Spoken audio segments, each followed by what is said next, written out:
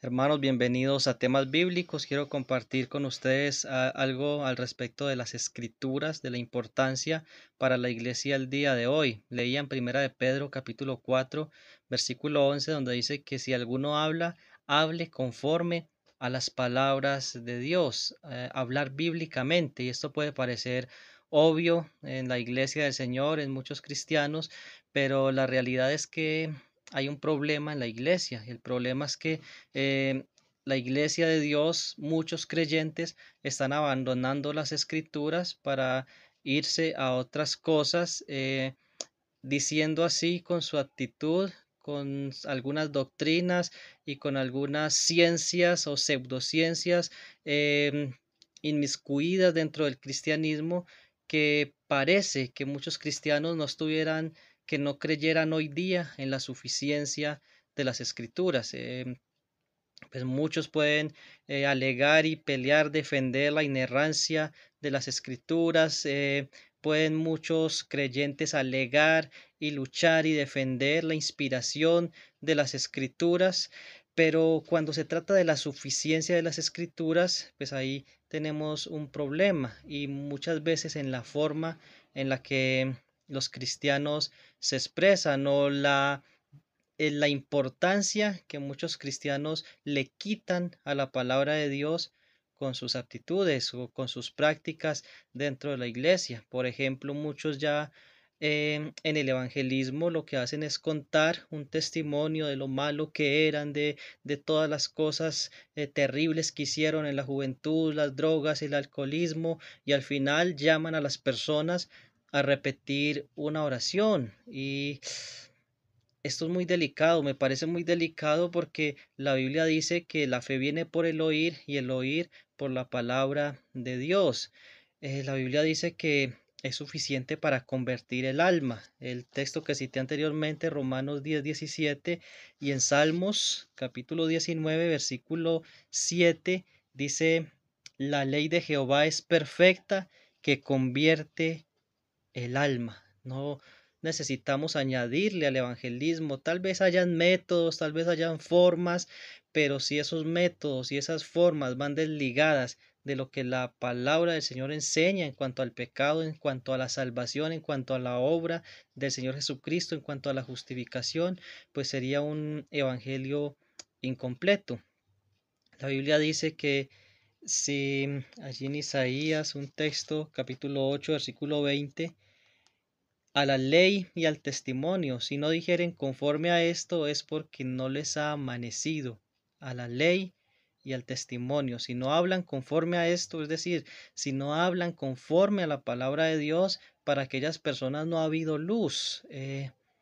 Dice también Pablo en Hechos capítulo 20, versículo 27, no he rehuido anunciaros todo el consejo de Dios. Pablo, Pedro, los apóstoles, nuestro Señor Jesucristo creían en la suficiencia de las escrituras. Son suficientes para la salvación del alma principalmente, pero también para las necesidades del alma. La Biblia es suficiente para lo que fue hecha y es para el alma del ser humano. No es suficiente para aprender de carpintería, para aprender de ingeniería, no. Para eso no fue escrita, pero sí fue escrita para llenar, para satisfacer el alma del ser humano. Y para eso, para lo que fue creada, creemos que es totalmente suficiente. Primeramente, para convertir, transformar el alma, porque la fe viene por el oír la palabra de Dios, pero también para todas las necesidades de nuestra alma, de nuestro ser espiritual. La iglesia, tristemente, no solamente ha desviado se ha desviado en cuanto al evangelismo, en cuanto a presentar la palabra de Dios, sino que tristemente también se ha desviado en cuanto a, a enseñar, a creer que la Biblia es suficiente para la iglesia. Por eso ya muchos predicadores están cambiando el mensaje de Dios. Ahora es más llamativo hablar de psicología, ahora es más llamativo motivar a las personas, ser coach cristianos en vez de predicadores.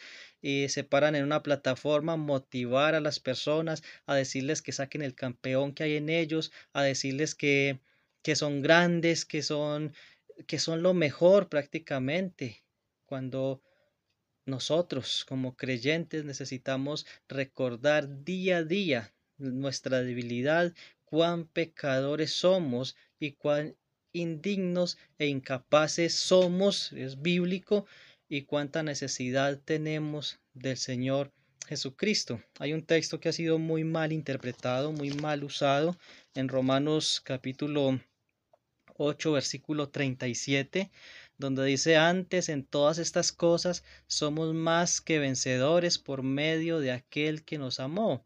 Normalmente se cita la primera parte, somos más que vencedores, y normalmente no se habla del contexto que hay detrás de este versículo. Dice que somos más que vencedores en todas estas cosas. ¿Cuáles cosas?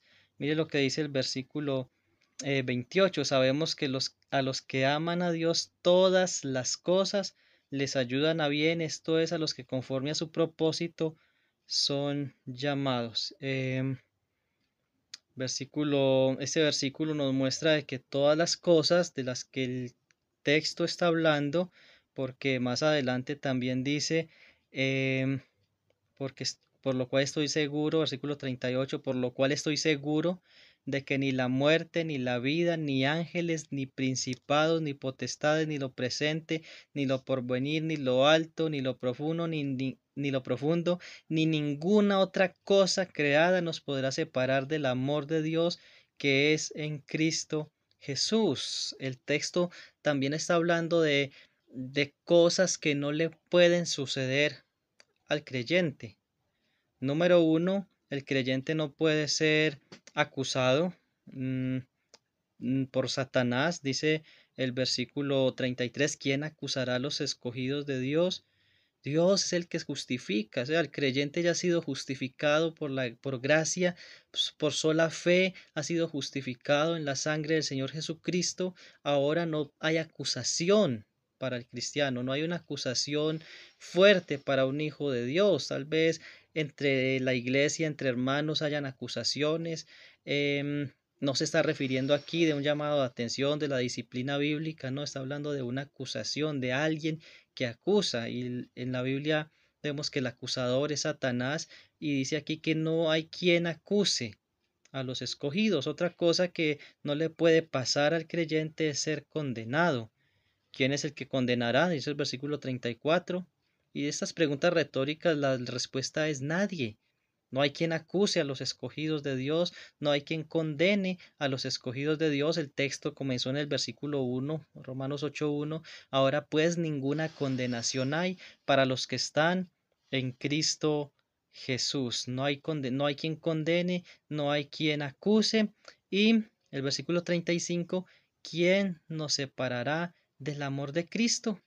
Y dice, a los cristianos es normal que le pasen estas cosas: tribulación, habla de presión, sea como una presión, un sufrimiento que está como ahí entrelazada con la palabra angustia, que habla de una presión física, como algo que está presionando fuertemente, algo así como presionaban las uvas para sacar vino, como presionaban las olivas para sacar aceite. En el cristiano se está refiriendo a sufrimiento. Hay muchos textos que hablan del sufrimiento en la vida cristiana como algo que es normal, como algo de lo que no debemos estar sorprendidos. Dice la escritura en primera de Pedro: no os sorprendáis del juego de prueba que os ha sobrevenido. También dice que ni angustia, ni persecución, hambre, desnudez, peligro, espada. Y más adelante en el texto que ahora leímos dice: ni ángeles, ni principados, ni lo presente, ni lo porvenir, ni lo alto, ni lo profundo, ni siquiera la muerte, ni ninguna otra cosa creada nos podrá separar del amor de Dios que es en Cristo Jesús. En ese contexto está nuestro versículo que citamos: antes en todas estas cosas somos más que vencedores. En medio del sufrimiento, de la presión, en medio de la tribulación, de la angustia, del hambre, de la enfermedad, de la pobreza, de la necesidad, de los problemas, digámoslo así, emocionales que también nosotros podamos tener como creyentes. En medio de todo eso somos más que vencedores, porque Cristo venció en la cruz por nosotros. ¿Quién es el que vence sino aquel que cree que el Señor Jesucristo ha venido del Padre? Nosotros hemos creído en Él, por lo cual somos vencedores, pero eso no anula el sufrimiento.